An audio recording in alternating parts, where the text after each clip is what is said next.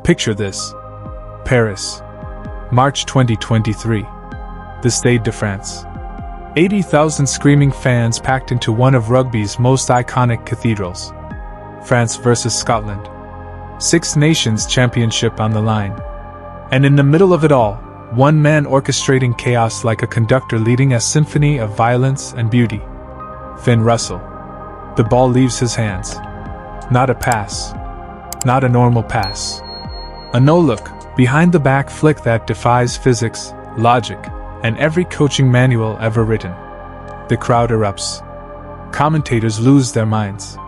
Social media explodes. This isn't just rugby. This is art. But here's what nobody tells you about Finn Russell. Here's what the highlight reels and Instagram posts don't show. 10 years before that moment, he was laying bricks. Not metaphorically. Literally. Covered in cement dust. Mixing mortar. Building walls in the freezing Scottish rain. A dropout. A kid who couldn't get noticed. A teenager was told he'd never make it. So how does someone go from construction sites to conquering stadiums? How does a nobody from a small Scottish town become one of the most electrifying, controversial, and talented rugby players on the planet? This is that story. And I promise you, it's nothing like what you think. Let's rewind to where it all started. Stirling, Scotland. 1992. Not Edinburgh. Not Glasgow. Not one of Scotland's rugby powerhouses. Stirling. A mid-sized city where rugby wasn't just second to football. It was barely on the map. Finn Russell was born into a working-class family. His dad worked hard. His mum worked harder. Money was tight. Luxuries were rare. But Finn had something. A spark. An obsession. From the moment he could walk, he had a ball in his hands. Didn't matter what kind. Football. Rugby. Tennis ball. Crumpled paper. He'd kick it. Throw it. Chase it for hours. His parents noticed something unusual. This kid didn't just play. He studied the game. Even as a child. He'd watch matches on TV, eyes glued to the screen, analyzing movements, patterns, plays that most adults wouldn't notice. Why did he pass there? Why didn't they kick? Questions most 7-year-olds don't ask. But here's the problem. In Stirling, if you wanted to make it in rugby, you had two options: be extraordinarily talented or be extraordinarily lucky. Finn was either. Not yet. He joined his local club. Stirling County RFC. Good club. Decent coaching. But not a pathway to professional rugby. The elite academies? They were in Edinburgh. Glasgow. Places where scouts actually went looking for talent. Places where kids had connections. Families with rugby pedigree. Names that opened doors. Finn had none of that. He was just another kid. Playing weekend rugby. Dreaming of something bigger. But nobody was watching. And as he got older, the dream started to fade. By 15, reality hit hard. His mates were making plans. College. Trade apprenticeships. Real jobs. And Finn? He was good at rugby. Really good. But good doesn't pay bills. His parents sat him down. The conversation every working-class kid dreads. Son, you need a backup plan. They weren't being cruel. They were being realistic. Professional rugby was a lottery ticket. And lottery tickets don't put food on the table. So Finn did what he had to do. He got a job. 16 years old. Construction sites, masonry work. Every morning before school, Finn would be on site. Mixing cement. Laying bricks. Hauling equipment. After school? Training. Weekends? Matches. His body was exhausted. His hands were calloused, and his back ached constantly. But the worst part wasn't the physical pain. It was watching his dreams slip away. Every brick he laid felt like another nail in the coffin of his rugby career. He'd see his teammates, who'd been picked up by academy systems. Kids who were getting professional coaching, exposure, opportunities. And Finn? He was getting splinters and cement burns. His mates at the construction site would joke with him. "Still think you're going to be a rugby star, Finn? Maybe you'll build the stadium you play in someday, eh?" Laughter. Banter. The kind that stings because there's truth underneath. Finn would smile. Laugh along. But inside? He was breaking. There were nights he'd come home, covered in dust, and just sit in silence. His mom would find him staring at nothing. "Are you alright, love?" "Yeah.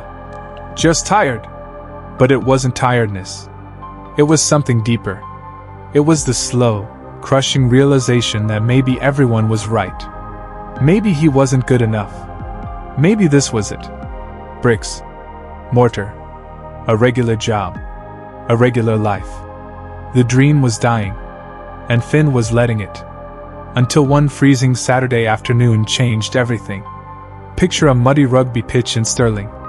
Rain hammering down. February 2009. A nobody match. Local clubs. Barely 20 people were watching from the sidelines. One of those people was Sean Lenine, former Scotland international, now working with Glasgow Warriors Academy system. He wasn't there to scout. He was there visiting family. Killing time. Happened to walk past the pitch. Almost didn't stop. Almost. But something caught his eye. A kid. Number 10. Playing fly-half. Not the biggest. Not the fastest. But the way he moved the ball. Lenine stopped walking. Stood there in the rain. Watching. This kid was different. Most young fly-halves at that level? They panic under pressure. They kick aimlessly. They play it safe. This kid? He was playing. Not just executing. Creating. A sidestep that sent two defenders the wrong way. A pass that shouldn't have worked but somehow threaded through traffic like a guided missile. And then the kick. Fourth phase. Stirling under pressure. Defense screaming up. The kid gets the ball. No space. No time. Instead of panic kicking into touch, he drops back. Looks up. And launches a 50-meter spiral that lands perfectly in the corner, pinning the opposition deep. Lenine's jaw dropped. That wasn't luck. That was vision. Awareness. Rugby intelligence. After the match, he approached the coach. "Who's the 10? "Finn Russell. Good kid. Works construction during the week." "Construction?" "Yeah. Been doing it for months. Needs the money." Lenine shook his head. He'd almost missed this. Almost walked past. He got Finn's contact information. Made a call. 2 weeks later, Finn got an invitation. Glasgow Warriors Academy trial. When Finn's mom told him, he didn't react. Didn't celebrate. He just stood there. Quiet. "You alright?" "Yeah. Just didn't think this would happen anymore." He built so many walls around the dream. Protected himself from disappointment. And now someone was asking him to tear them down. But here's the thing about second chances. They're terrifying. Because now, there was something to lose again. The trial was scheduled for 3 weeks away. Finn showed up to the construction site the next morning. Same routine. Same bricks. But something had shifted. His boss noticed. "You've got that look, Russell." "What look?" "The look of someone who's about to quit." Finn smiled. Didn't deny it. "Don't screw it up, kid. Whatever it is." 3 weeks later, Finn walked into Scotstoun Stadium. Glasgow Warriors' home ground. The trial began. And this is where most underdog stories would tell you he dominated. Blew everyone away. Instant success. But that's not what happened. What happened next would test everything Finn thought he knew about himself. The trial was brutal. Not because of the physical demands. Finn could handle that. It was a mental game. The gap between semi-pro and professional rugby. Everything was faster. Sharper. More precise. The other kids at the trial? They'd been in academy systems for years. They knew the language. The terminology. The expectations. Finn was learning a new alphabet while everyone else was writing essays. First drill, passing accuracy under pressure. Finn's passes were good. Creative even. But the coach stopped him. Russell. Clean hands.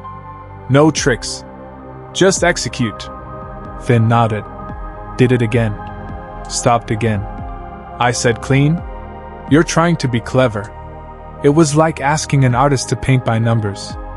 Everything that made Finn special, his creativity, his vision, his ability to see passes others couldn't, was being coached out of him.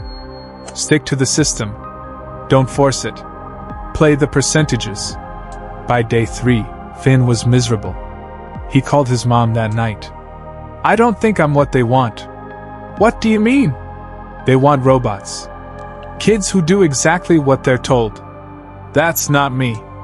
His mom went quiet. So what are you going to do? I don't know. Finn, listen to me. You've spent months laying bricks because you didn't have this chance. Now you have it, and you're thinking about walking away because they're asking you to learn? It's not learning. They're trying to change who I am. No. They're trying to teach you the foundations. Once you've got those, you can build whatever you want on top. But you need the foundations first. She was right. Deep down, he knew it. The next day, Finn made a decision. He'd play their game. Learn the system. Master the basics. But he wouldn't lose himself in the process. He'd be patient. Disciplined. Do what they asked. And then, when the moment came, he'd show them what he could really do. That moment came in the final trial match. Glasgow Academy versus Edinburgh Academy. Rivalry game. Scouts everywhere. Finn started on the bench. 70 minutes gone. Glasgow is down by 4 points. Clock ticking. The starting fly-half took a hit. Injured. Had to come off. Russell! You're on! Finn jogged onto the pitch. Heart pounding. 2 minutes left. Ball in hand. One chance.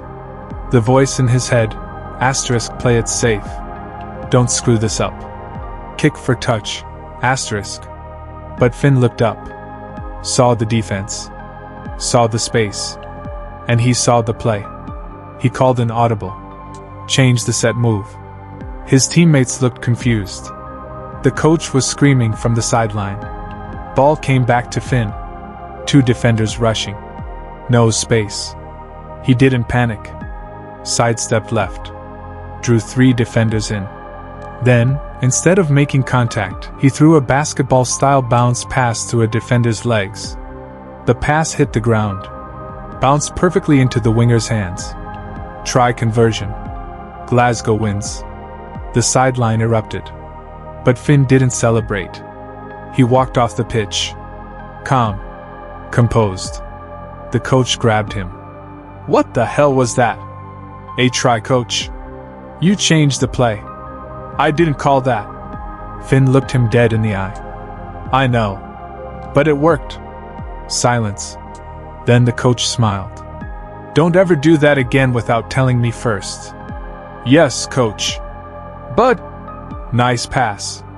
3 days later, Finn got the call. Glasgow Warriors Academy. Full-time contract. He quit the construction job the next morning. His boss handed him his final paycheck.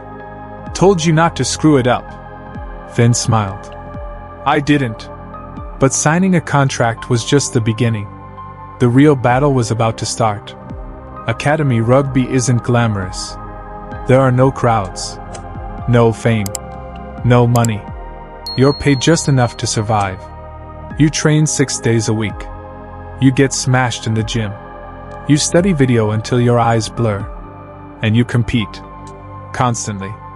For Finn, the first year was hell. He was still raw, still learning, still adjusting.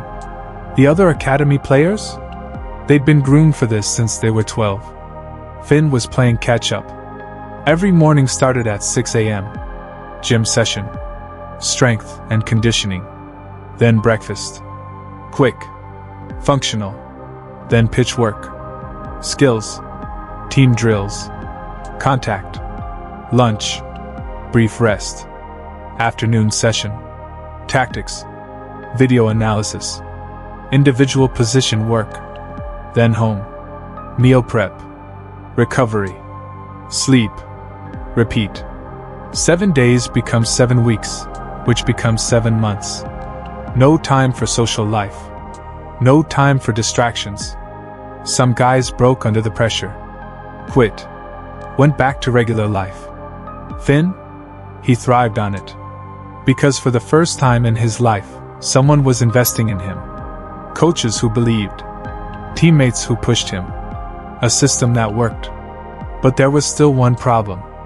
Finn's creativity. It was his superpower and his curse. In academy matches, he'd try things. High-risk passes, audacious kicks, off-the-cuff plays. Sometimes they worked. Moments of brilliance that left coaches speechless. Sometimes they didn't. Turnovers. Interceptions. Costly mistakes. His coaches were torn. Russell's got something special. But he's too loose. Too risky. He could be world-class. Or he could be a liability. Finn heard it all. The doubts. The criticisms. And it got in his head. There were matches where he played it safe. He followed the system. Did what he was told. And he hated every second. He wasn't playing rugby. He was just existing on the pitch. One night after training, an older player pulled him aside. Gregor Townsend. Former Scotland fly-half. Now coaching at Glasgow. You're overthinking. I'm just trying to do what the coaches want. The coaches want you to be good. Not boring. Finn looked at him. They keep telling me to play the percentages. Percentages are important. But rugby isn't mathematics. It's art. And you're an artist. So what do I do? Townsend smiled. You learn when to paint inside the lines. And when to tear the canvas apart. That conversation changed everything. Finn realized he didn't have to choose between creativity and structure. He could have both. Master the fundamentals so well that when he broke the rules, it looked like genius instead of recklessness. And that's exactly what he did. Next season, Finn's game evolved. He wasn't just trying spectacular passes because they looked cool. He was reading defenses. Understanding timing. Knowing when to play it tight and when to unleash chaos. His coaches noticed. Russell's figuring it out. By the end of his second academy season, whispers started. This kid might be something special. And then September 2012 came. Glasgow Warriors first team. Finn Russell, who was 20 years old, got selected for his professional debut. Away match. Ireland. Against Munster. One of rugby's most intimidating venues. Thomond Park. The crowd is hostile. The atmosphere is volcanic.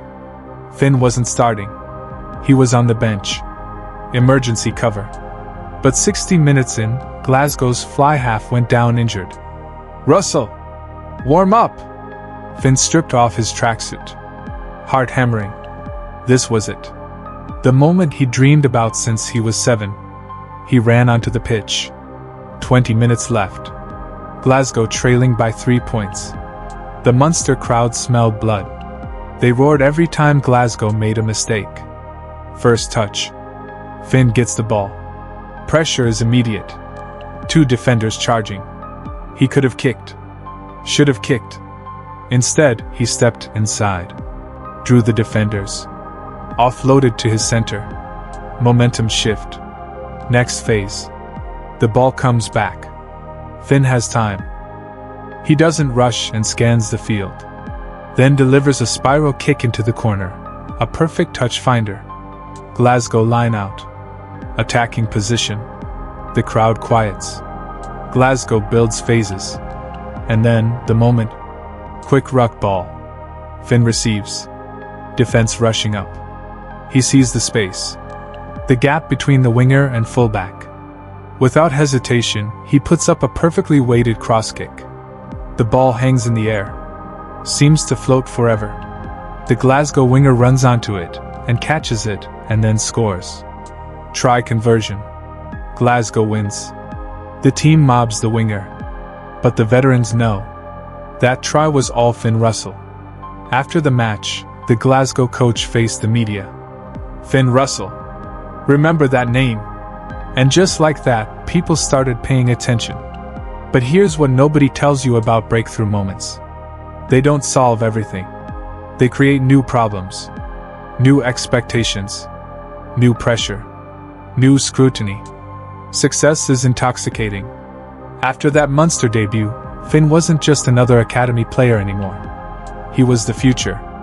Glasgow Warriors made him their starting fly-half for the 2013 season.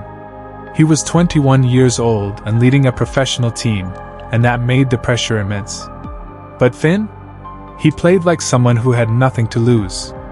Because in his mind he didn't. Every match was a gift. Every moment on the pitch was borrowed time. He remembered the construction sites, the cement dust, the feeling of watching his dream die. So he played with freedom, joy, abandon. And it was beautiful. In October 2013, Glasgow vs Leinster, European Champions Cup. Leinster were defending champions, stacked with Irish internationals. Powerhouse team. Glasgow were underdogs, expected to lose. Finn had other ideas. First half, he orchestrated tries with passes that defied belief. Behind-the-back flicks, no-look offloads, grubber kicks that threaded through defensive lines like surgical strikes. The commentators were running out of superlatives. That's not just skill. That's artistry. Finn Russell is playing a different game than everyone else on this pitch. Glasgow won, convincingly. And suddenly, Finn Russell wasn't just Scotland's future. He was Scotland's present. The national team came calling. In March 2014, the Six Nations Championship. Finn's Scotland debut.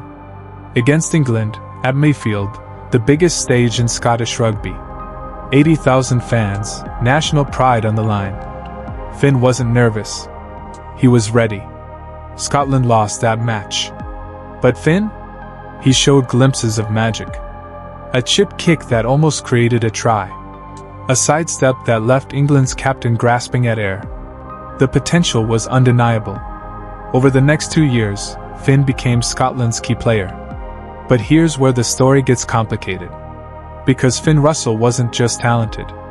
He was different. Unique. Unconventional. And rugby, for all its evolution, still loves conformity.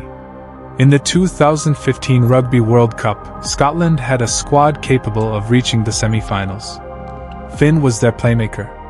Quarter-final. Scotland vs Australia. Twickenham Stadium. Scotland led for 70 minutes. Finn was pulling strings, controlling the game. Then, with minutes remaining, controversy struck. A refereeing decision. Debatable. Harsh. Game-changing. Australia got a penalty. Kicked it. Won by 1 point. Scotland eliminated. Finn was devastated. The whole team was. But what happened next revealed something important about Finn's character. In the post-match press conference, Scotland's captain was diplomatic. Political. Said all the right things. Finn? He spoke his mind. That decision changed the game. Everyone saw it. But we're not allowed to talk about it, are we? The rugby establishment didn't like that. Russell needs to learn when to keep quiet. Too emotional. Too outspoken. But Finn didn't care about playing politics. He cared about honesty. Authenticity. Truth. This pattern repeated throughout his career. When he disagreed with a coach's tactics, he said so. When he thought training methods were outdated, he challenged them. When the team was playing boring, conservative rugby, he pushed for creativity. Some coaches loved it. Gregor Townsend, who became Scotland's head coach, understood Finn. He sees the game differently. My job is to give him the freedom to express that while maintaining team structure. Under Townsend, Scotland's attacking rugby transformed. They went from predictable and boring to exciting and dangerous. And Finn was the conductor. In 2018, Six Nations. Scotland vs England. Calcutta Cup. England was the favourite. Scotland hadn't won at Twickenham in decades. Finn put on a masterclass. 25 points. 2 tries. 3 conversions. 2 penalties. He played with confidence that bordered on arrogance. Dummy passes that froze entire defensive lines. Cross kicks that landed on sixpences. Scotland won. Finn was named man of the match. But here's the thing about being different. The higher you rise, the brighter the spotlight. And Finn's lifestyle off the pitch was about to become a problem. Finn Russell never fit the mold of a stereotypical professional athlete. He liked going out, having fun, living life. Most rugby players are obsessively disciplined. Early nights, strict diets, regimented routines. Finn? He'd show up to training after a night out, still perform brilliantly, then do it again next week. For years, nobody said anything because he was delivering on the pitch. But in January 2020, everything imploded. Scotland training camp, World Cup preparation. Finn allegedly broke team protocol. Went out drinking in Edinburgh the night before training. The coaching staff confronted him. What happened next depends on who you ask. Official story: Finn was sent home for disciplinary reasons. Finn's story: he was trying to play with an injury, disagreed with the coaching approach, and the situation escalated. Either way, the result was nuclear. Finn Russell, Scotland's best player, sent home from camp. The media erupted. Russell's attitude problem has finally caught up with him. Talent means nothing without discipline. Scotland is better off without him. Finn didn't play for Scotland for over a year. The most creative player in Scottish rugby history. Exiled. Some fans supported him. Others condemned him. But here's what nobody talks about. That year away from Scotland was when Finn Russell became truly world-class. He'd signed with Racing 92 in Paris, one of France's elite clubs.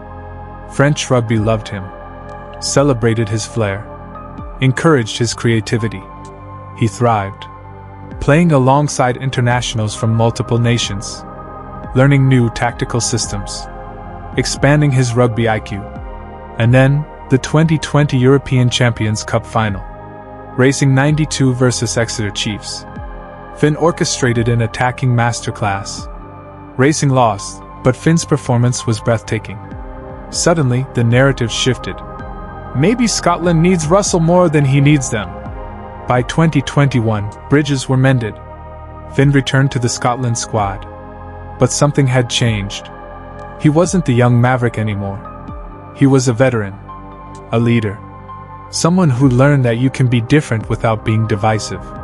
2023 Six Nations Championship. France versus Scotland. Stade de France. This wasn't just another match. This was Finn Russell playing in his adopted home of Paris, against the tournament favourites, with everything on the line. Scotland needed a miracle. France had won 12 consecutive home matches. They had the best defense in world rugby. Nobody gave Scotland a chance. Except Finn Russell. From the opening whistle, he played like someone possessed. Not reckless. Not chaotic. Controlled chaos. Calculated creativity. Every touch had purpose. Every decision had intent. 15th minute. Scotland building phases. Finn gets the ball. 3 French defenders converging. Normal fly half? Take contact. Recycled possession. Finn throws a behind-the-back pass. Blind. No look. The pass hits his center and stride. Line broken. Try scoring. The stadium goes silent. Then it erupts. Even French fans were applauding. 30th minute. France is fighting back. Pressure building. Scotland won a penalty. Kicking distance. Easy 3 points. Finn looks at his captain. He shakes his head. We're going for the corner. The captain trusts him. Kicks to touch. Line out. Scotland won it. Finn calls a set move. But at the last second, he changes it. Audible. Quick tap. France was caught off guard. Finn steps. Offloads. Support runner scores. 7-point lead. By halftime, Scotland was ahead. Against France. In Paris. The impossible was happening. Second half. France roared back. 65th minute, scores level. 10 minutes remaining. Everything is on the line. Scotland penalty. 40 meters out. Difficult kick. Finn lines it up. The stadium is holding its breath. He strikes it. The ball is sailing through the air. Perfect. 3 points. But Finn wasn't done. 70th minute. Scotland defended desperately while France attacked. Turnover. Scotland won the ball. Finn receives. 30 meters from his own try line. Smart play? Kick long. Relieve pressure. Finn? Run it. Steps inside. Beats one defender. Then another. Chips ahead. Chases his own kick. France is scrambling. Scotland recovered. Build phases. Finn orchestrates. Patient. Probing. Then, the moment. Space on the edge. Finn sees it before anyone else. Crossfield kick. Weighted perfectly. The Scottish winger catches it. Scores. Game over. Scotland wins. Finn Russell. Man of the match. Standing ovation from French fans. After the match, a French journalist asked him, "How do you see things others don't?" Finn smiled. "I don't know. I just play what's in front of me. Trust my instincts." "But surely you practice these moves?" "Some. But the best moments? They're not planned.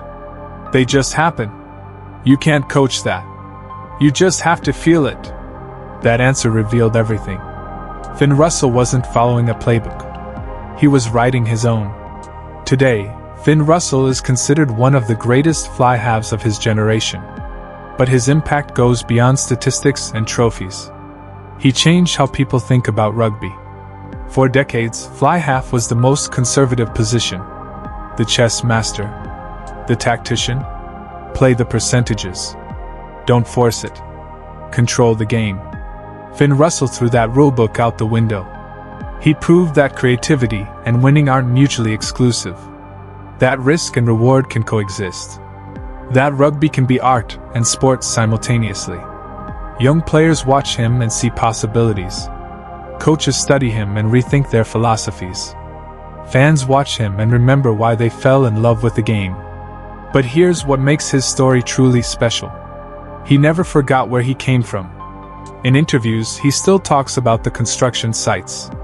The early mornings. The moment he nearly gave up. He mentors young players from non-traditional backgrounds.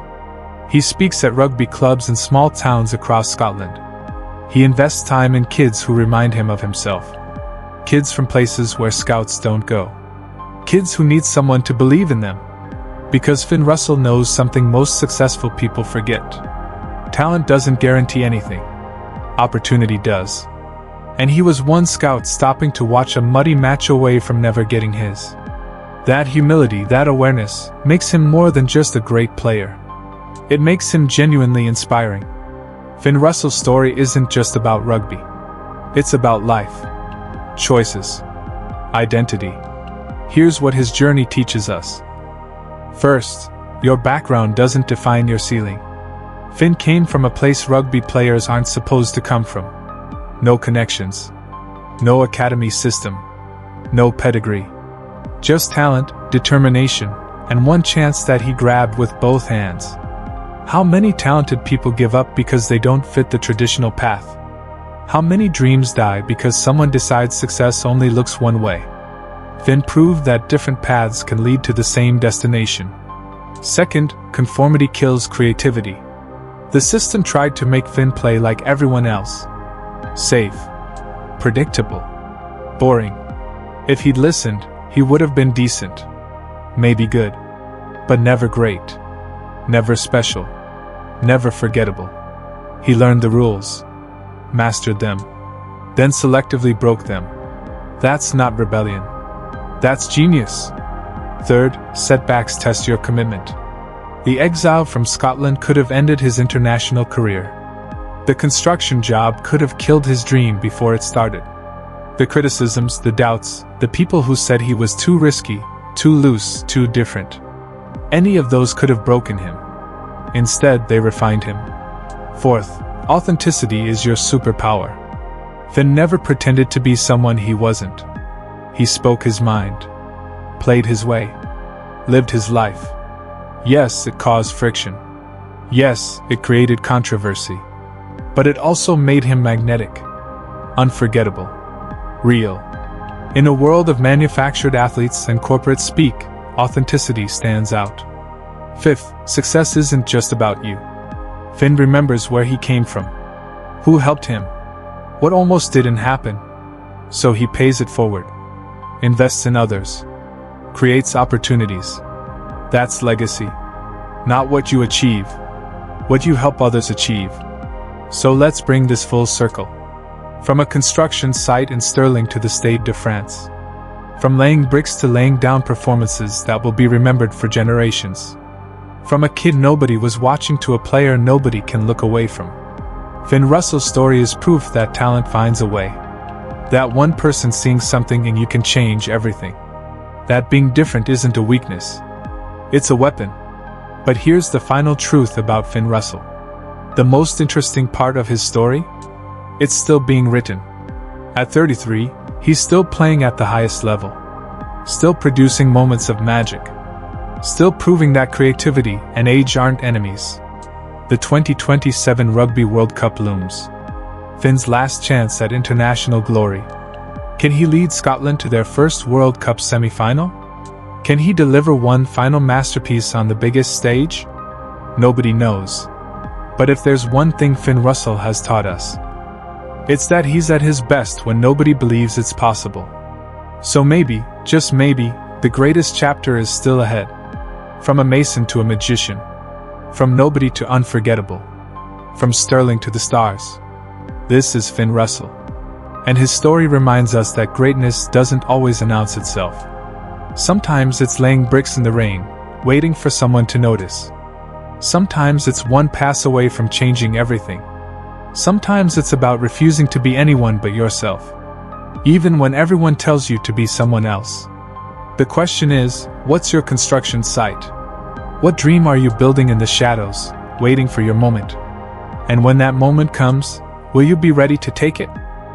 If you enjoyed this story, hit that like button and subscribe for more untold stories of athletes who defied the odds. Drop a comment telling us, who should we cover next? The notification bell is right there. Don't miss the next one.